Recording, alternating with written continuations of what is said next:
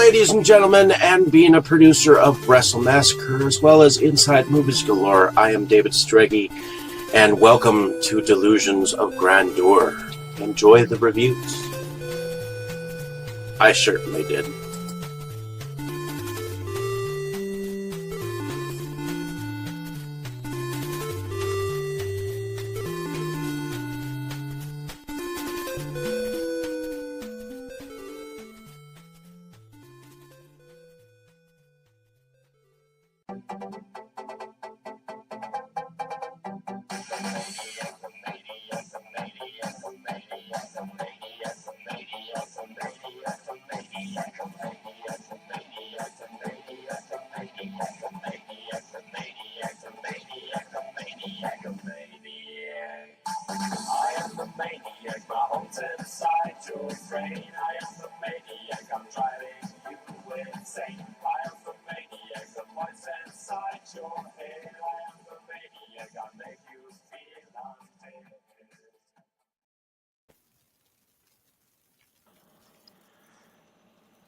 Hello, ladies and gentlemen, and welcome back to another exciting film journey here on Inside Movies Galore. I am one of your hosts, but tonight we are going through another level of Dante's hell. Oh, wait. No! We are... Sorry. I'm just joking, but we are... We were stuck on the same level. We are back with another film here. In another franchise, which our good friend Brandon has subjected us to. So why don't you tell us what film you had us watch this week? Well, we are continuing our Skeleton Key journey with John Johnson's second Skeleton Key film, done in 2008, called Skeleton Key 2, 667, Neighbor of the Beast. As you do. So this film is pretty simple. We just continue our adventures in Nilbog. If you haven't watched our initial Skeleton Key review, skip the first week. It has no relation. And then go right on. Skip the first week. It has no relation. And then get right on there and just tackle it. But we're not here originally just to talk about the first film. So let's talk about the second. So Dave, was this your first time watching Skeleton Key 2? This was, in fact, my first time watching Skeleton Key 2. Wasn't sure what I was going to be seeing. It had been a while since I've watched the first one. So when I watched the first one a week ago, I was remembering it and chuckling at it. And that one I didn't have a problem with. What I do have a problem with this time is the length of this film. It did not need to be 2 hours long. It did not have to. It did not have to have returning falsetto men, and yeah, fucking Neil. Where is Cornelius in all of this? I feel sorry for Cornelius because he was the reason why they went back to Nilbog, and they just didn't even touch bases on it. Like it was in the beginning of the film, and then where the fuck was it? Where the fuck was he? So they got distracted. I'm sorry, but distractions might have actually killed this film. Nipped it in the bud, so to speak. So I'm at a loss as to what is going on in this film. I get there's gratuitous nudity. That's not an issue. But come on, John, where was your head? Where's your head at? Anyways, I was not as much of a fan of this one. I did like the pirate. I feel like I've met this kind of character at the Ren Fair. because every time I go to Kenosha's Ren Fair, they're supposed to stay in character, and that's what I feel like when I'm talking to one of those characters. So Did you meet the last Saskatchewan pirate? the pirate, yeah.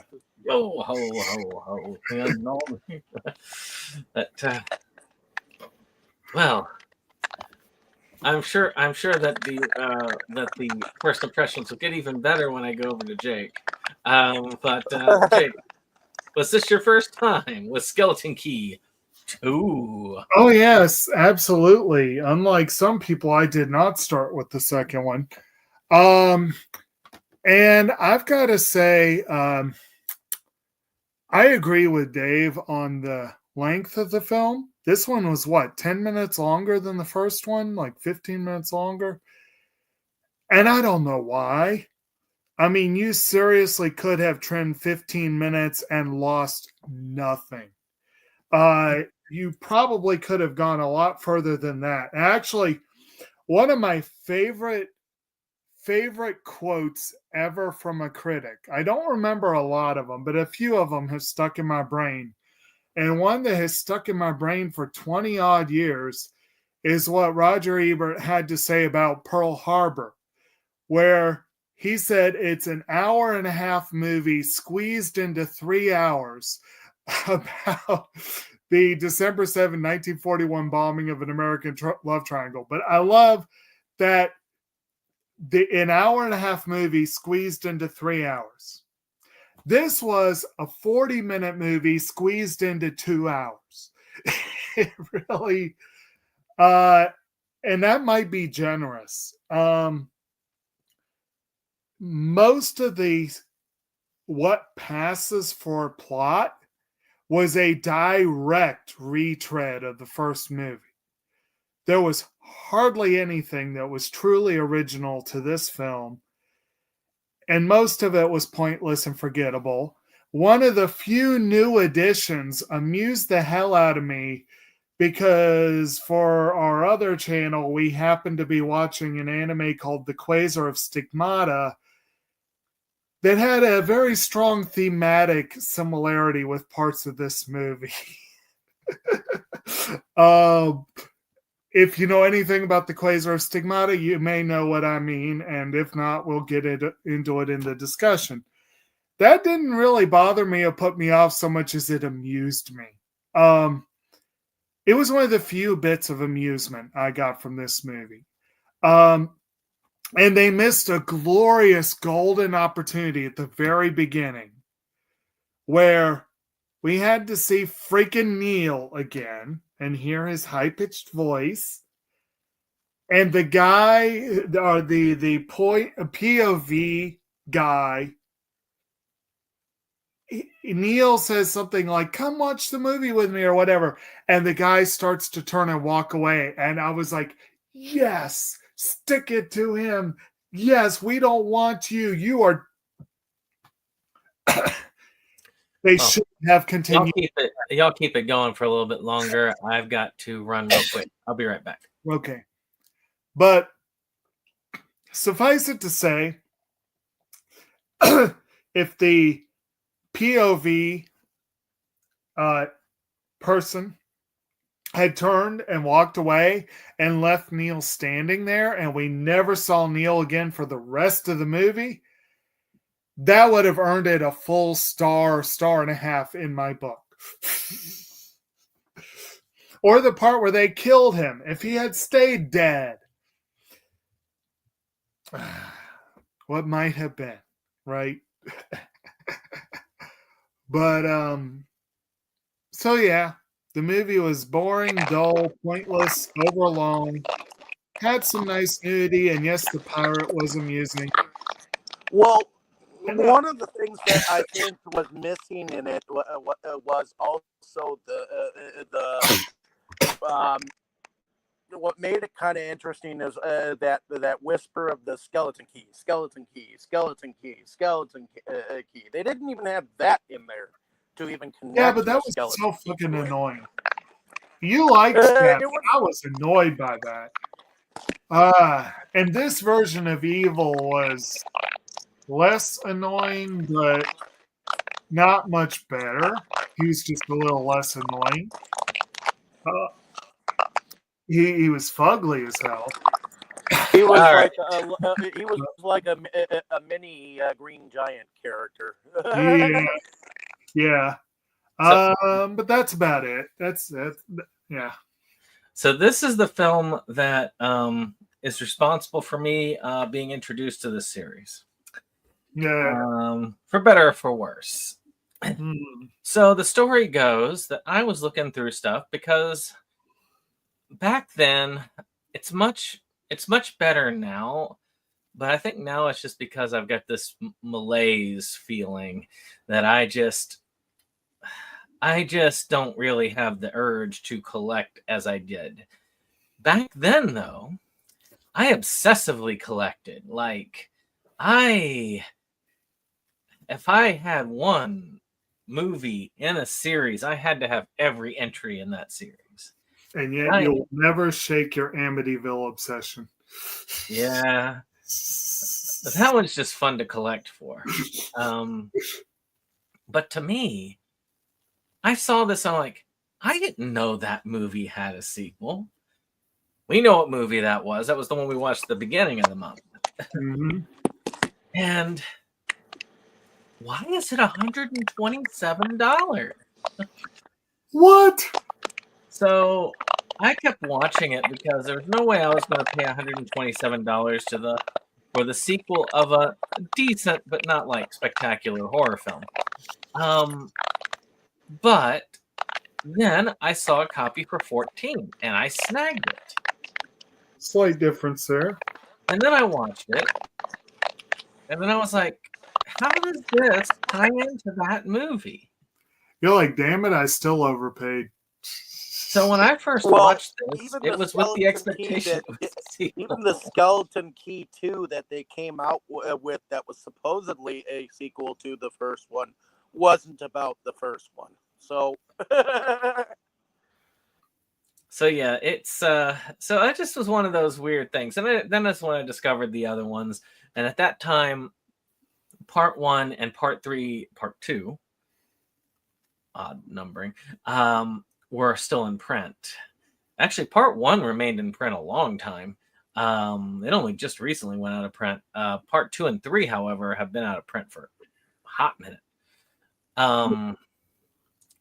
But yeah, I saw this and I was just like, huh? And then I revisited this because I did a review on this series 7 years ago. I did several reviews on the series. And my original take was, I thought this one was better than the first one. I'm trying to think why. But I did say something that I agree with.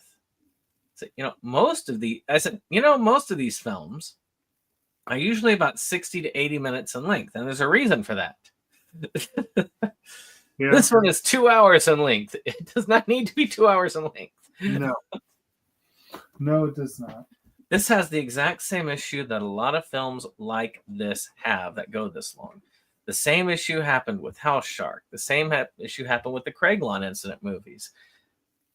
They go for too long, and then they don't know what the heck they're doing. And I would say it's even worse with this because they had no script. They just ad-lib the whole time. And I'm sorry, if you're put two people on stage, have them ad-lib. Like they're expecting an ad-lib for 30 minutes, then tell them, oh no, we're gonna make you go on for 2 hours. See how well they do. And as Dave pointed out, they set up a plot that they never actually did. And so the basic plot of the film takes up about 3 minutes of screen time and is unresolved at the end. So this one was much more chaotic. Nope, this is not the sequel to the big budget film Hack production. It is a sequel to a John Johnson film of the same name. Actually, Hack Productions. That name rings a bell. I feel like I have recently watched something from y'all. Refresh my memories. Tell me. I know that I've watched something. I know I have. I can't remember. There we go. It's Jack. Yes. Okay. Now I know why that name was familiar. Yeah, as y'all are going to do a new Amityville movie. But yes, and see, this is something you should get with John Johnson, and y'all could make another film like this. But I mean, I will say this: that the other thing about this film is that it, oddly enough, has some pretty darn good production value. Yep, Amityville Dahmer. All right, there you go. And of course these. I need to get in and just watch all of them. I think I've only seen the first Paranoia tapes. I need to just watch them all. Like just go through the whole thing. Because Cody's in it, and that's what makes it. Yes, indeed. Yes, indeed. But yes, well, we'll get into production at the end of this, but I'm just going to go over the plot real briefly, and I'll just cover the whole movie. It's going to be pretty simple. Yep.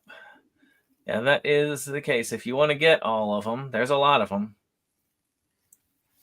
I've got them all online. I've already got all of them on DVD. Maybe not 11. I need to check. But it's pretty simple. Our main hero, he's doing well, except the girl he got with is now cheating on him. Makes him don the horrible jacket again. And as like the song goes, she's got a girlfriend now. Yeah.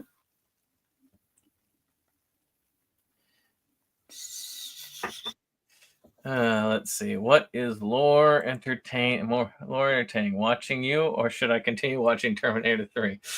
Well, I don't know. All things considered, you'll hear the plot to this real quick. It's pretty simple. His girlfriend's cheating on him, but he does now own the pizzeria and the tabloid because he did find that goat that he was trying to get a picture of before. And his former boss is now waxing and washing his car. Yeah, that's something that they did do here. They did a lot of pop culture references. Yeah, I think they ripped off Back to the Future at least twice through the film. They loved ripping off Back to the Future. And this was one of those. This is one of the ones where they did a reference to Back to the Future. But he gets a tape, first beta. Then, of course, apparently the person who mailed it realizes nobody uses beta. And they sent a DVD, which showed Cornelius, our favorite Indian stereotype, is held captive. So he teams up with his friendly Haitian stereotype, who has kidnapped Annoying Dude, aka Neil, and they are going to go back to Nilbog to rescue their friend. Plot runs pretty simple. Go into Nilbog, meet lots of creepy. I thought it was kind of cool that he was sent a beta tape, and he was like, "I don't have a beta tape player anywhere," and then a DVD was then sent. I don't know who has. There are people who have beta. But not many people have beta.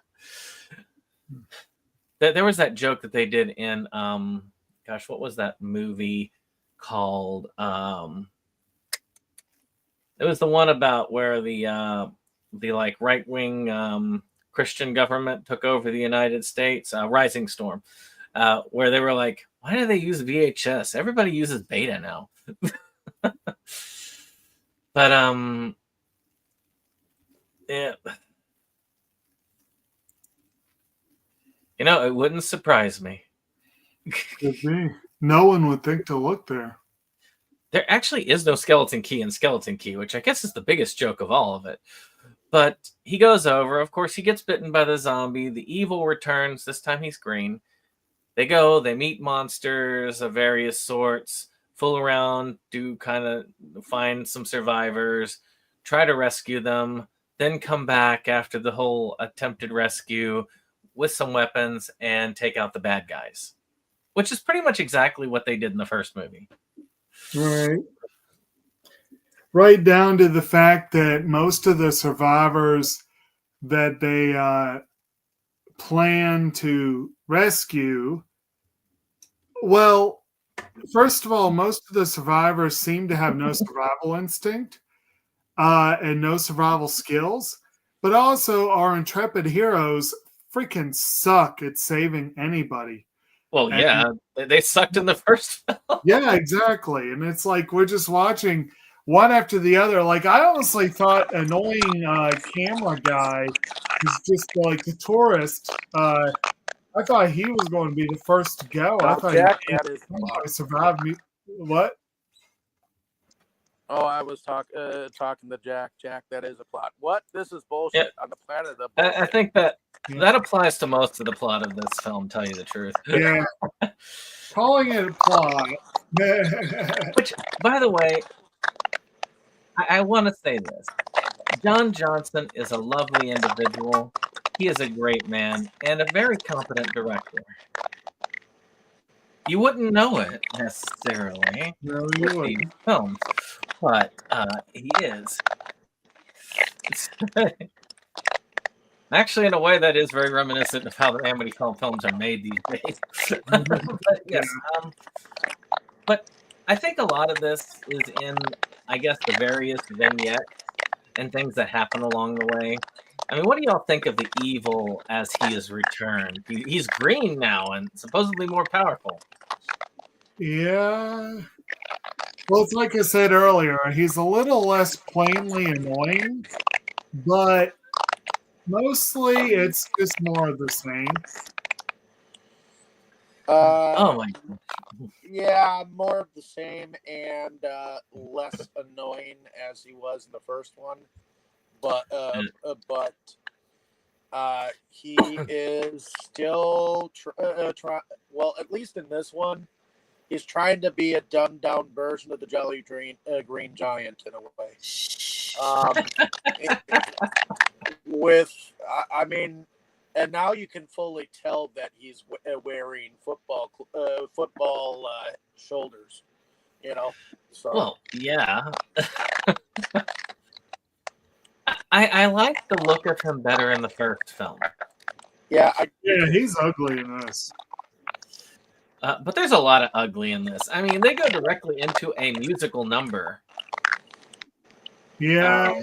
Which is, I guess, unless you have a particular love of toilet humor, like you talking about when you got the shits. Yeah.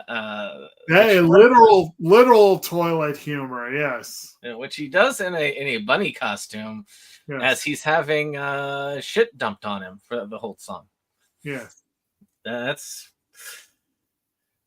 and I'm still trying to figure out what actually, why am I trying to make sense? There's no there is a reason why the time I got to the third movie, I was starting to rave about it, like going, John Johnson, you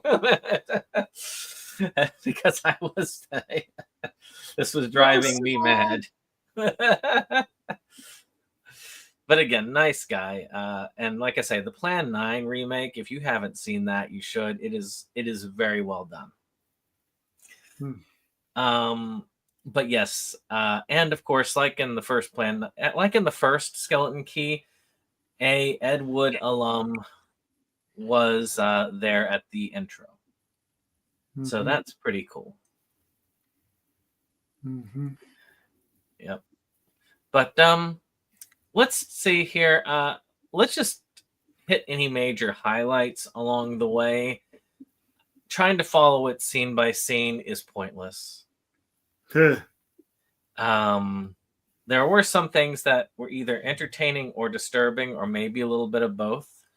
I mean, the doctor from the first one came back to life. And somehow was joined by someone just as crazy as he is. An evil Neil, which is nowhere near as annoying as the No, evil Neil was kind of funny. And And they introduced my favorite character in the film when they talked about how they met. The kitten. Oh yes, the kitten was awesome. The kitten was the star of the movie. Ha Uh, But the dog did return, so the dog was cool too. yeah, the dog was back. And I did love how they had the dog tied to the railroad tracks, but Lou badly, so the dog just got up and left. Yeah, that was interesting. Which was also the time when they did another musical number. Yeah. Actually, that one I did find entertaining. I did find that a moment entertaining. One thing I do like about John Johnson in Skeleton Key movies is he does put a musical number in randomly, and that is style. Mm-hmm. Yep, and don't forget Dr. Kubert / Mr. Fluffy, was it? Mr. Sniffles, wasn't it? Mr. Sniffles, yeah, is back in this one. And, of course, I'm pretty sure that he was just fucking with him this time. Which I understand. He did shoot him with a shotgun after the first time he healed him. Oh, so and he told him What's that? Go ahead. told him he needed to dip his balls in hot sauce. So, He yeah, needed to coat it twice. Yeah, that was You need to get a good coating on it. See, we're pointing out some of the amusing bits for you guys at home. We're pointing out the more interesting parts because the second act was trash. Well, the second act did have the queen to go with the king. Same dildo. True, we switched it up, so it Yeah. was diverse. But much like everybody else in this movie, she was too distracted to be effective as an enemy. Yeah.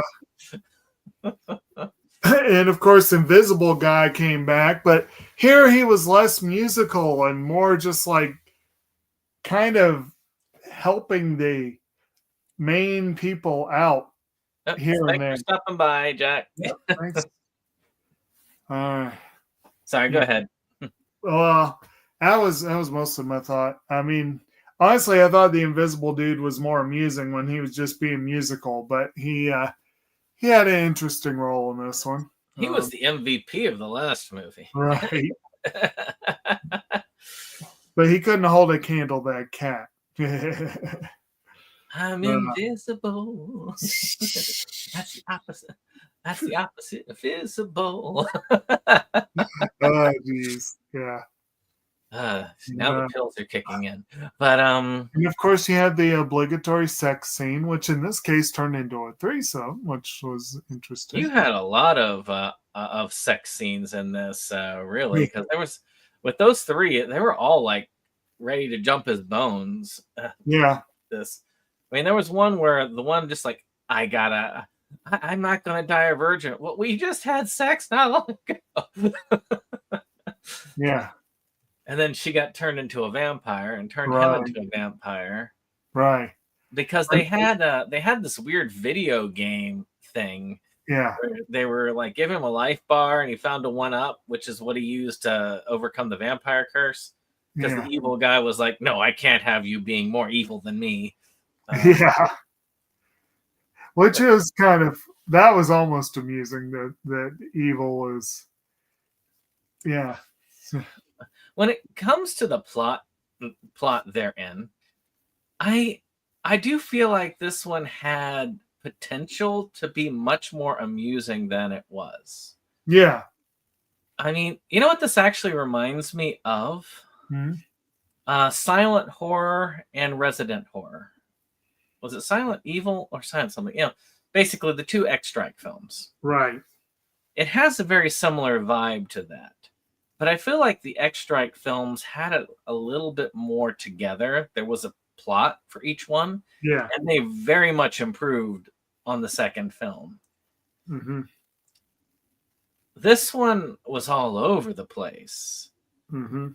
Maybe they were all high at the time. It would not surprise me. Yeah. But I thought maybe this time around watching it, because I've watched so many micro budget films, that I would feel differently about it. Hmm. Well, I guess I'm wrong. But there was another thing, of course, at the end, because they did fight a CG robot. Oh, geez, yeah. Oh God, How did they that was beat the horrible. CG robot? I blacked out at the end of it. I think Neil threw a shoe at it. Oh yeah, Yeah. they were making fun of the fact that he was the one who was the chosen one at the end. Yeah. He didn't really have anything Although to do. for beginning CGI time period, like early CGI period, Was this that early robot CGI? wasn't. Well, early CGI for micro budget filmmakers. Yeah, I was going to say this is 08. This is hardly early CGI. Actually, when did Super Task Force 1 come out? Yeah. Because that's a good example of micro budget. 2013. So a good ways after. But Super Task Force 1, a Steve Rudzinski film. By the way, he's crowdfunding now for a Popeye film set in the same universe as the Talking Cat movies. So if you haven't, you should give to those, because he does deliver on his projects. They are expensive, but if you have some money to give to it, I've not been disappointed by any Silver Spotlight films. And that says something. Matter of fact, I actually think that most of the films would even be good for you, Jake, except for one. Okay. Which is Red Christmas, which is a torture porn, essentially. He makes it amusing at the end, but I think that is just one of these days I'll have to do a Steve Rudzinski month or something. I think that you would actually enjoy his films. They are really good. Didn't we see a couple of those last year? We saw one of the Talking Cat movies, and we saw basically the Christmas one. Okay. Where we had the Wet Bandit wannabes, who they call them the Christmas Bandits, okay. And Wally Griswold, the cop, and then we also saw Amityville Christmas Vacation. Okay. Where he ends up dating the ghost. I remember that one. I don't know why. I thought it was hilarious and wholesome at the same time. With that being said, back to this film. I didn't want to go back to it. I tangential. But yeah, at the end of this, they're all happy about what's come of it all. But they didn't realize that they didn't save Cornelius. Yeah. Which is where they'll be for part 3. Of course. Is there anything else that you can think of in the plot? Any other little pieces that you thought were very amusing that you'd wanted to talk about, or things that you thought were particularly disturbing that you did not like in this?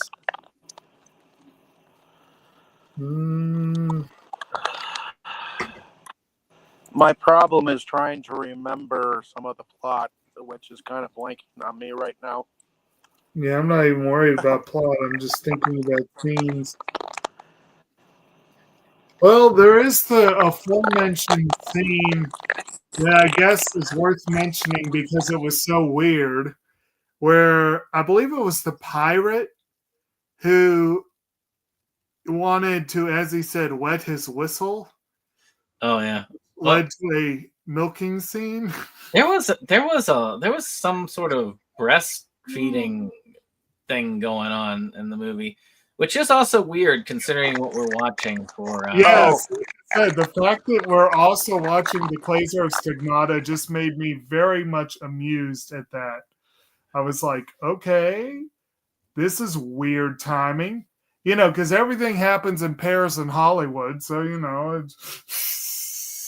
Well, I'm 10 episodes in on that series, and I will say that at least the plot is more the plot's more coherent than this. Oh yeah, oh no doubt about it. It definitely has more plot.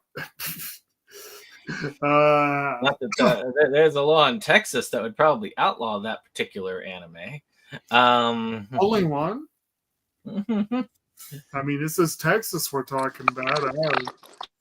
it's a new law that they are trying to pass in the state that basically would charge anyone who has any animation of anybody under the age of 18 or that looks under the age of 18 in potentially suggestive looks, then they would be charged with child pornography. With all the other things Texans are doing, they need to get over themselves. Yeah. And I don't mean to single out Texans. It's just, there are other states that are pretty bad off too. But anyway. Yeah, so yeah, and anything else on the plot? I know we usually last longer on the plot, but I really there's no plot. And again, it's all a strict rehash of last week's. Yeah, there really is no plot except going back to Nilbog and just having. Oh yeah, there was the guy who thought he was turning into a zombie. Oh geez, that dude just annoyed me. And then he said he needed to just accept it and live with his own, so he started just walking with the zombies. Yeah, and then finally they finally got through to him and made him realize he wasn't a zombie. And then the zombies he was walking with, I guess, heard them and decided now was the time to eat him. I will say, I don't know, Brandon, if you were here when I made this point earlier, but I'll mention again. There is a scene where the Haitian dude accidentally shoots Neil in the back and kills him. Twice. And well, yeah, they do it twice, but later we find that he was ready this time. Well, he gave him the note from Back to the Future. Actually, yeah, he said note from Back to the Future. There was this weird thing that did not make much sense, and maybe you guys get it, where somehow he was saved by the doctor and had another chance it's weird. But whatever the case, the fact that he got accidentally shot in the back and killed was one of the high points of the movie. And the fact that they did not let him stay dead was one of the low points of the movie. Well, you know what it reminded me of? Oh, by the way, potential spoilers for an anime series. It reminded me of Clannad After Story, the way they ended that. Where it retconned everything. Okay, I guess. Because basically what happened was he died and he's all freaking out about it. They continue the story for a little bit. And then it gets to the part where he's watching the movie with the guy tied up and then they abduct him. Yeah. And then he's like, oh, well, I just saw all this stuff on the tape. I'm not doing that. Which is why he hightailed it out when he got across the bridge the first time. He's like, nope. Right. I mean, I do agree with the guy that he was with. You had to tie him up in order to watch the movie. Yeah. And then we find out that this isn't the first guy, that Neil's got a bunch of people in their prisoner. Which is all the more reason they should have killed him. I mean, the dude's a creep. He's going around kidnapping people and forcing them to watch stuff with him. But he's that guy at the video store. I'm trying to think if there's anything else. That was one of the main things I had forgotten about, but that definitely should have been mentioned, I guess. Honestly, it reminded me, and this was probably not unintentional. I could be wrong, but given how many movies reference certain movies, I was reminded of the scene in Pulp Fiction where Vincent accidentally shoots the dude in the face. And it was like, okay, I'm sure that was probably part of the idea there, but whatever. I wonder if the fact that they were trying to turn it into a video game like aspect is why you liked this movie better than the first one. So let me compare it to a film that was similar to it in some veins. Silent horror. So I'm going to compare two similar concepts. Haitian stereotype, which, by the way, henceforth, one of these reviews, I'm just going to refer to them as Haitian stereotype and Indian stereotype. Haitian stereotype brought on a grenade that he was carrying with him the whole movie. And he was holding it for when he really needed it. And when he needed it, it turned out that it was a dud all along. Yeah. In silent horror, a guy comes upon basically a bandolier filled with bullets. Logic stands to reason that if you find the bullets, that the gun will eventually come around. He never finds the gun. Now, to me, one of those lands very well, and the other one does not. Mm-hmm. So, well, obviously, the grenade didn't land very well because it didn't do what it was supposed to. I guess that's the other thing is I've seen it done better under similar circumstances with lower budget. Mm-hmm. Because this had to have a higher budget than silent horror. Which, by the way, if you get a chance and you like these types of movies, watch silent horror and Resident Horror. They are fun films, especially Resident Horror. Oh yes, because Edward freaking Lindsay. Yeah, the only reason why silent horror should be really watched is because it does have stuff referenced in the second film. Yeah, that's not bad. It's not bad. Yeah, but I guess anything else on that line? Nope, nothing. Production. Nothing that comes to mind. This is where I have most of my positives. Is production design. Right. I think the costume design was very competent. They did really good on the makeup, and the effects were very good for a micro-budget film. Yeah. I mean, the gore effects looked fairly realistic. Mm-hmm. The gross stuff was gross. And they had a lot of different guerrilla shooting that they did throughout. Yeah. Grudgingly, you have to admit some of that. I agree. Yeah, Actually, I mean, not even grudgingly for me. I actually think that was well done. I give it where it's due. It could have looked a lot worse. I do think that there's a movie here that could have been decent. Comparing it to a movie like Dave Made a Maze, Dave Made a Maze was better. Oh, that was much better. Dave Made a Maze was really good. It was a solid movie. It had a fun plot, and it had a very whimsical identity to it. I definitely would say with this one, if they had had more, I mean, you don't even need a full script, but do you know how much of it was even remotely, like, was it even an outline or was it pure ad lib? According to what it was, there was a basic outline. Okay. And so, like, maybe if they had put a little more detail in the outline, maybe a few lines of dialogue they wanted to fit in here and there, and absolutely more editing, more cutting.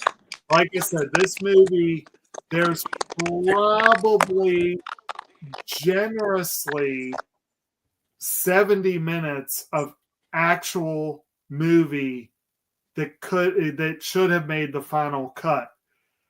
Maybe a little longer, but not much. And you could have probably even gone shorter. I actually think that if they edited this movie correctly, they could have made this movie at least as good as the first one. Yeah. It did not need to be longer than the first one. That is absolute. No. I don't think the third movie is longer than the second movie. I think this movie's downfall is the editing. Yeah. Well, it's Yeah, the pacing. I talk about the pacing a lot. Mm-hmm. Oh, by the way, Skeleton Key 3 is also 2 hours. He's also what? Skeleton Key 3 is also 2 hours long. Oh dear God. And well, but you will be happy to know the fourth film is shorter. Okay. It's instead of 2 hours, it's 1 hour 59 minutes. Oh, wow. He found a minute he could cut, huh? Yeah, see. Oh. Actually, I think it was Joel Weinkoop that told me this, that 2 hours is the perfect amount of time for a film. And I'm like, Okay. in whose world? In whose I world? mean, it can be. It can be. You know, it just depends. But not every movie is definitely a 2 hour film. No, some movies need to be longer and some movies need to be shorter. But I do think Yeah. that a good edit of this film Yeah. could have saved the pacing issue. Yeah. You could have, if you hacked all the jokes that didn't land at all and just kept the ones that kind of sort of landed and the ones that did, you'd already have like maybe an hour to 80 minutes at a film. And, Well, that would and be perfect enough. knowing the length of films and technically the I happen to know that 45 minutes is considered a feature film. Yes. Yeah. So if you can scrunch all of these down to 45 minutes apiece, he might actually have a nice series if he were to edit it right. Yeah. I would say, I think that it could be edited into something there. I think that even the plot line, if they reshot it, had a script. I know, shocking. Yeah. I think that this actually could be a really cool series. I think that they could come back and remake this series into something really fun. They could even probably make it into like a webisode. Like, I don't know exactly with the behind the scenes. Brandon, you might know more on that. I didn't get to do the extras this time that I did for the But second. like, one thing that could work, if you want to do something freewheeling and ad-libby, having a basic plot outline, but also this would be, and I don't know what the logistics of this would be if you're working with a micro budget, but I'm pretty sure it's what, I want to say this is what Christopher Guest does with his mockumentaries. It might be something that, I know that some directors do it. You give everyone an outline of their character and spend a few days rehearsing interactions between the characters where you try to get into character. And then when you ad lib, it's going to be more organic, and possibly you'll also probably have already come up with some of the interactions and jokes that you think work. You know, I don't know how much of that they did. If they just went into it blind, I don't know how that would succeed very well. But if they had spent a little bit more time possibly rehearsing and getting to know the characters, that also probably would have helped a lot. But yeah, I think at the end of the day, the editing is the biggest thing. It's just way too long, and that's the biggest thing. But otherwise, production I think was pretty good. Yeah. And the music, actually, I thought that the music in this is on par with the second. Actually, there's 2 music numbers this time. Well, there were last time too, weren't there? Was there? Yeah, there was. There was the one with the doctor. The yodeling outside the bedroom. Oh yeah. I had forgotten about that. Yeah. This one, of course, you had the first song, the disgusting one, and then you had the one about him dreaming about getting free. You keep going on about how disgusting that is, and you had a couple of poop themed songs on your CD. Yes, but I wasn't doing a live action video of it as it was going. I think the song itself is not necessarily that problem. It's the interaction of the song. The song itself is quite amusing, but yes, some of the visuals. Ugh. I mean, yeah. I mean, if I did a music video of Poop Shoot Pirate, then yes, we will probably be talking about disgusting imagery. Yeah. But I like pooping. That could be a fun one. Yes. See, that one you could even do without having to show too much. Right. But yes. And we're talking about 2 songs from my album AI Assholes, which is available on the links below. So, which you could also get Dave's film. Please get Dave's film, Tales of the Forgotten. It is a good film. It is also very long, but Yes. but it is different. It's an anthology, so it's different films. So you could do like I did for the film and watch it over a period of time, and it's not so bad. Here you had to kind of watch it all at once, or you'd lose yourself. So there's a difference. Or you could get Amityville Webcam, which is just as disjointed as this one in a lot of ways. But I did think that it had a plot that you could follow a lot better. And it was scripted. I can definitely tell you that Amityville Webcam was scripted. Yeah. But this one looked better production-wise. And musically, it was better. Mm-hmm. Though Amity Webcam is actually a really good song. Well, I think that's about it. Unless y'all had anything else. I mean, they still had... The question came up about that last week. I think that question came up about the song that they play on the opening credits for both movies. Yeah. And I actually did some digging appropriately. It's called the Hearst song, Or Worms Go In.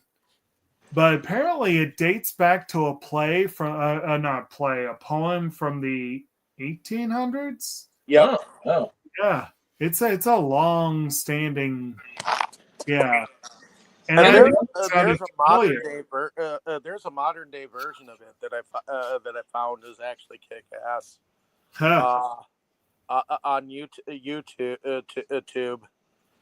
Let's see if I can find the version. Well, and supposedly it's a popular kids song, and I feel like I've heard it in that context, but for the life of me, I cannot remember when or where. And we did have that CG opening with this one as well. Yeah.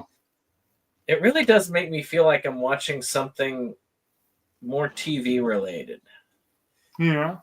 But I don't think this would have made it on mainstream TV.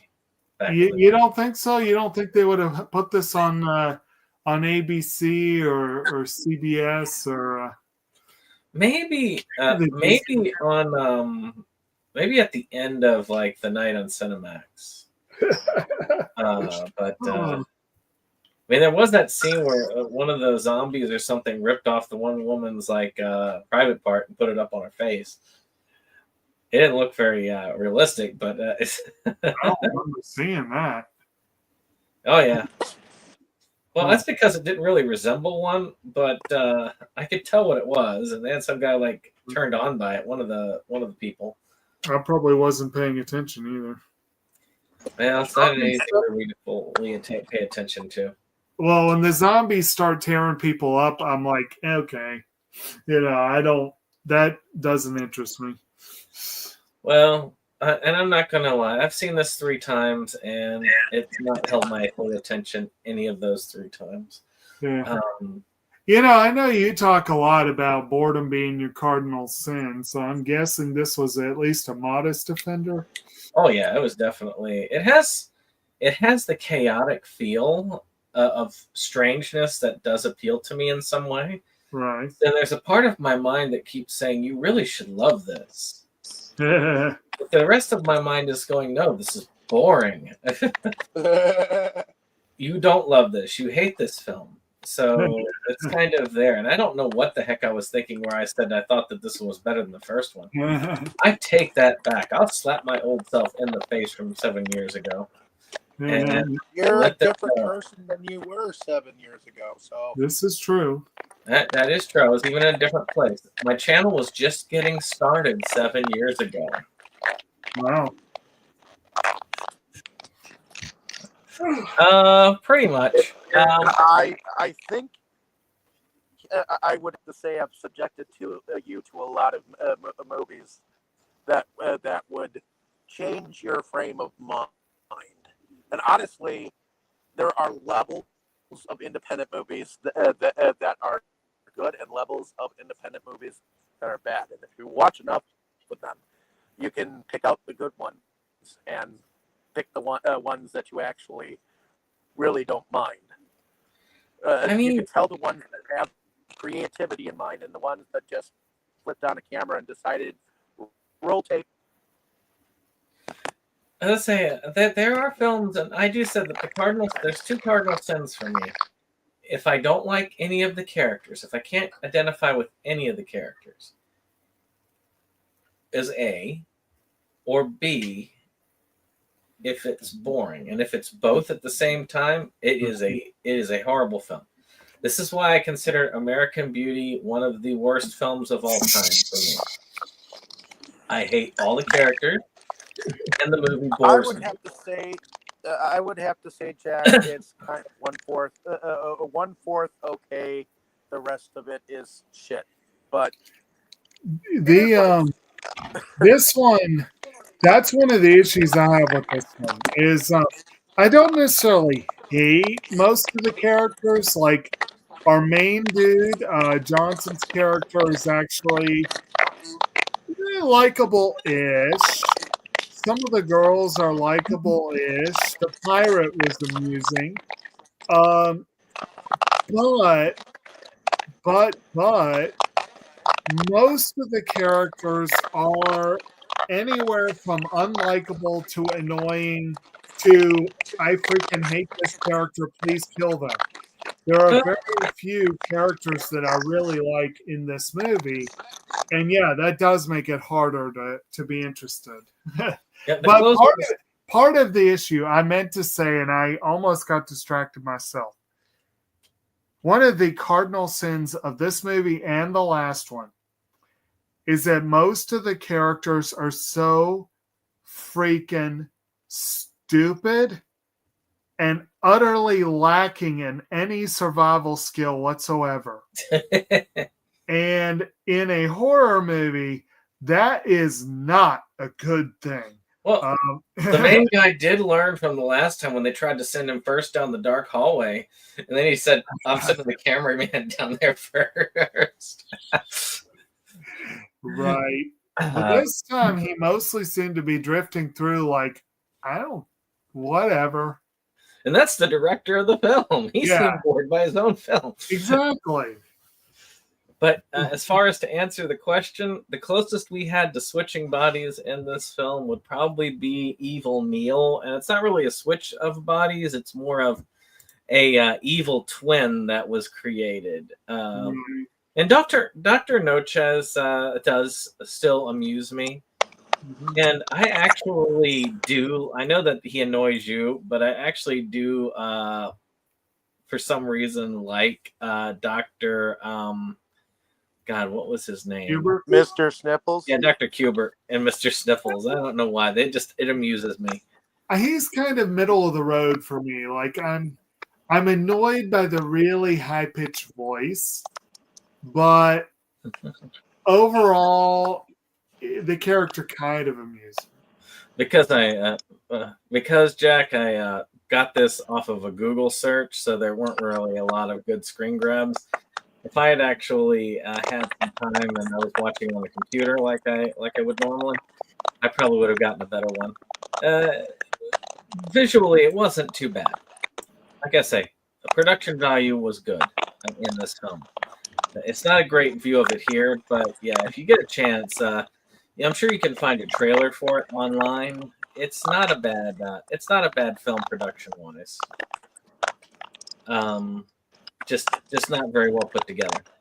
Yeah, I would have to agree. At least some of the areas that he filmed in were better areas than the first film, but Yeah. you know, we're picking at straws and what we can find positive here. Well, so speaking of positive, let's just talk about I think you are good to skip it. If you were to watch any movie in the series, the only one that I would truly recommend is the last one, which is Skeleton Key 3 Part 2, which is on Tubi, by the way. It's actually the only one that's easily accessible. What? This one is actually on Tubi? No, not this one. The fourth film is. Skeleton Oh, well, Key the film, 3 the fourth film is also on Tubi. Yeah. Yes. So, you know, if you wanna check out what this film series is like, that's the best of the bunch. I'm sure you're not going to miss much. And the first film is on Fossum TV. Yeah, and the first film is definitely more competently put together as far as editing is concerned, and it's the shortest of the 4 films. Mm-hmm. But any case, let's do a favorite scene, favorite character, and what would you say is a favorite? Let's see, we did what did we do last time? Micro budget comedy last time. So let's say, what's your favorite micro budget horror film? Oh dear. Oh jeez. Micro budget, which means zero budget.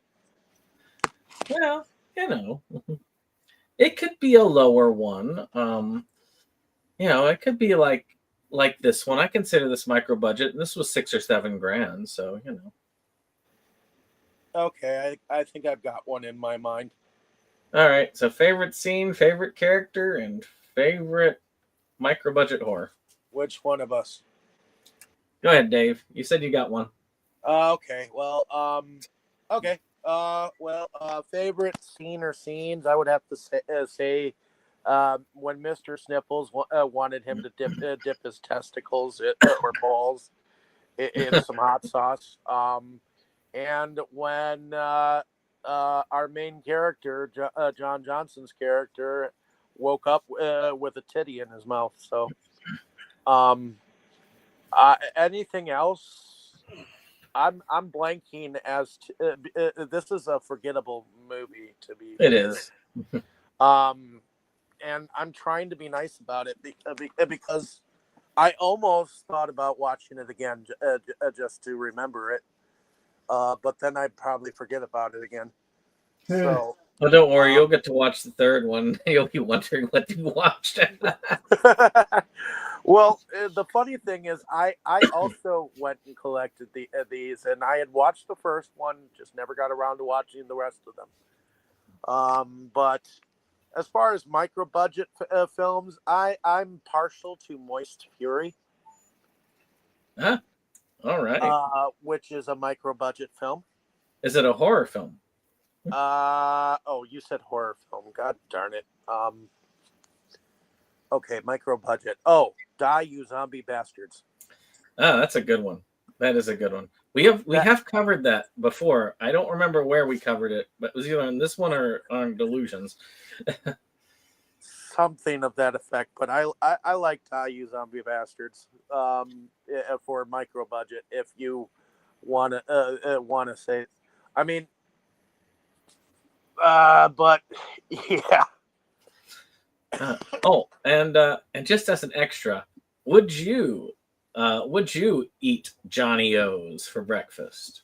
Hell to the fuck yeah! I would actually eat Johnny O's for breakfast. That actually doesn't look bad, except I would probably add tons of cheese. So it's Neil's. Well, actually, that's what they said.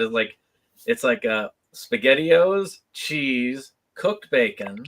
SpaghettiOs, cheese, cooked bacon, like a lasagna. You're layering it, and I remember like Neil commenting on it.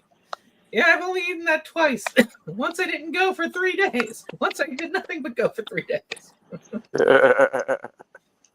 I think he said he didn't go for a month, but then the other one said I didn't stop for 3 days. I would probably have the ones with the spaghetti meatballs in them. So that.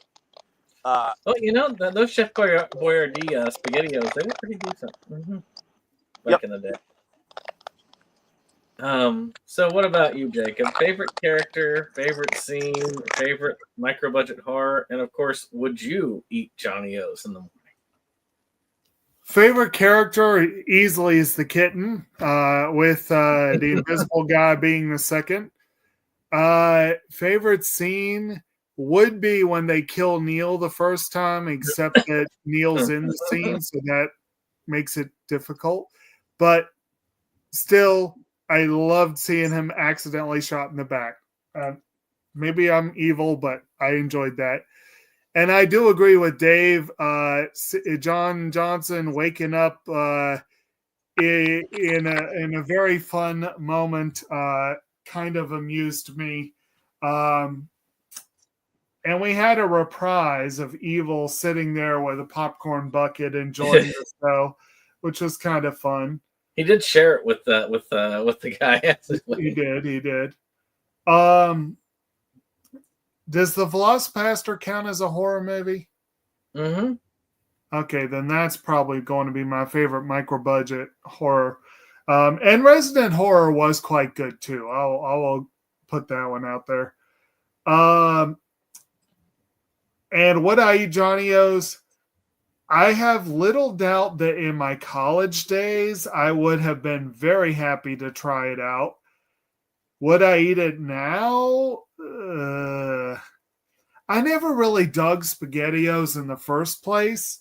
And that sounds like a very, very unhealthy meal. So probably not. Although if you subbed the SpaghettiOs with something more to my liking and less painfully unhealthy, the cheese and bacon sound quite good. So if it was offered to me and I was sure the bacon was cooked, I might give it a try. But all right. Well, for me, my favorite scene is probably the scene where they're doing the music number while they're waiting to be run over by the train. I also like the dog just gets up off the tracks and right, because they apparently just tossed the rope on it instead of. My favorite character is is Dr. Kubert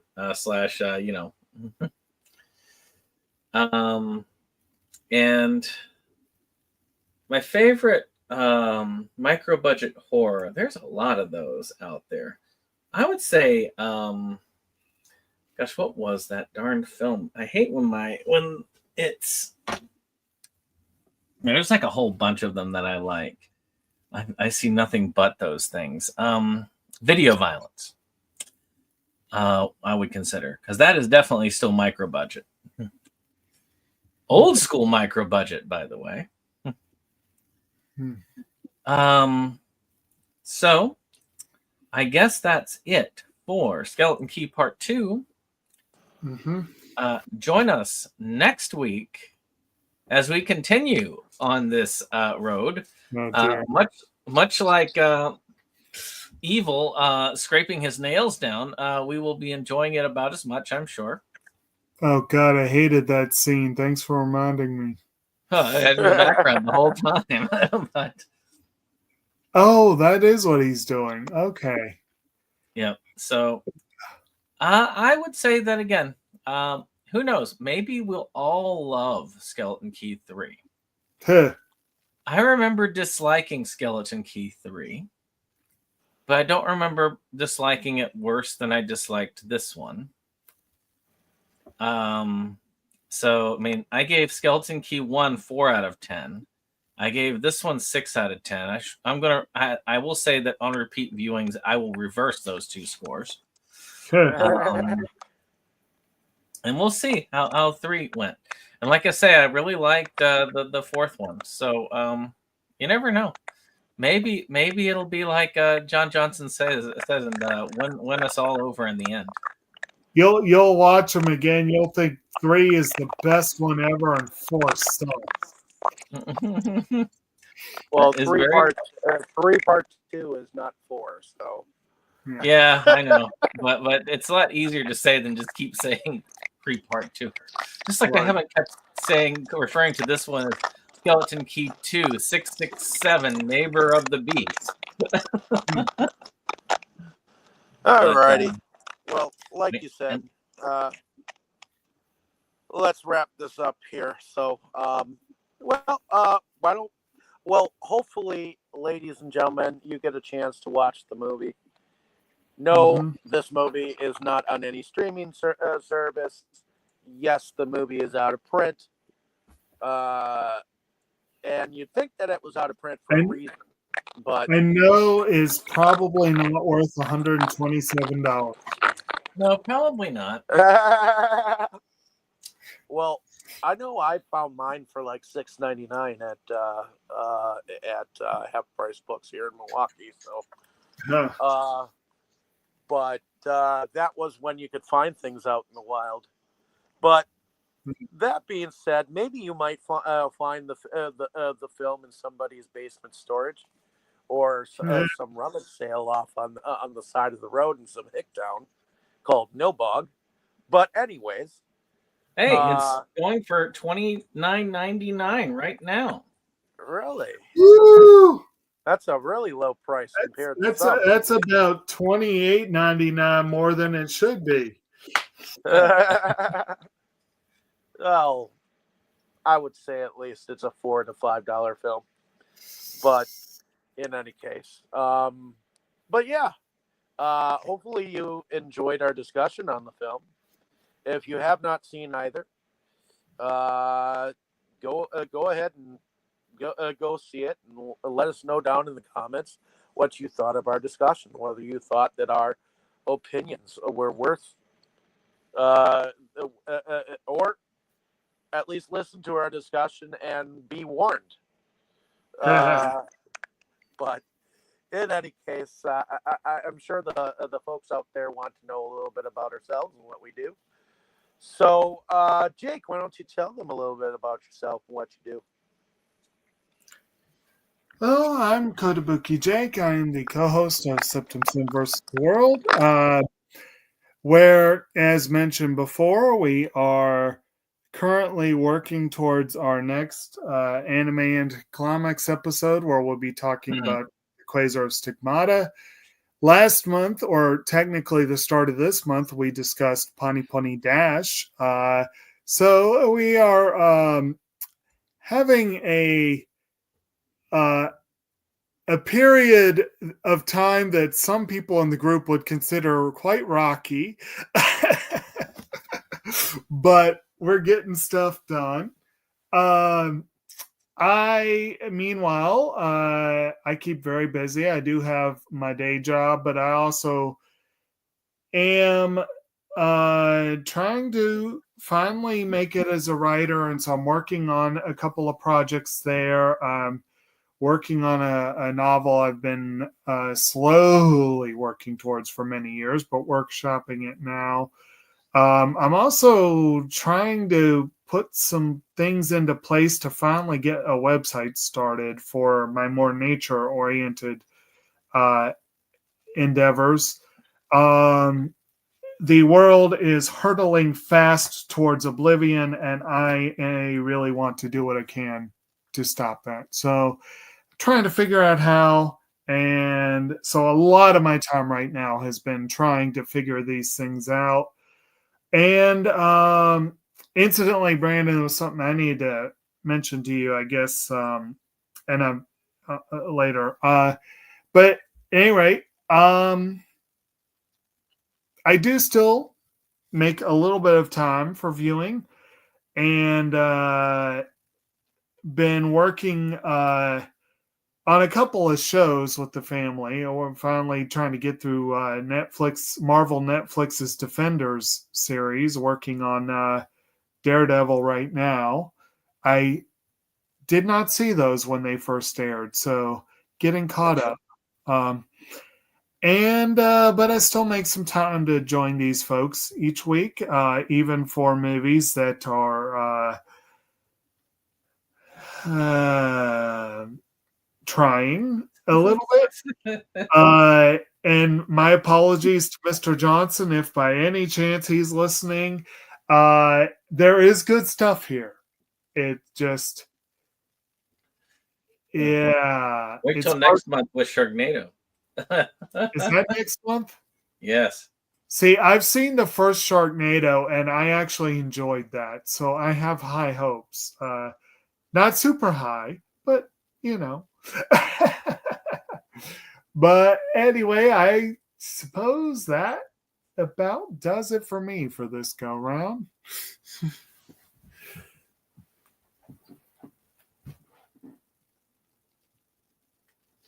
Well, I guess it's me. SeptumSin versus the world.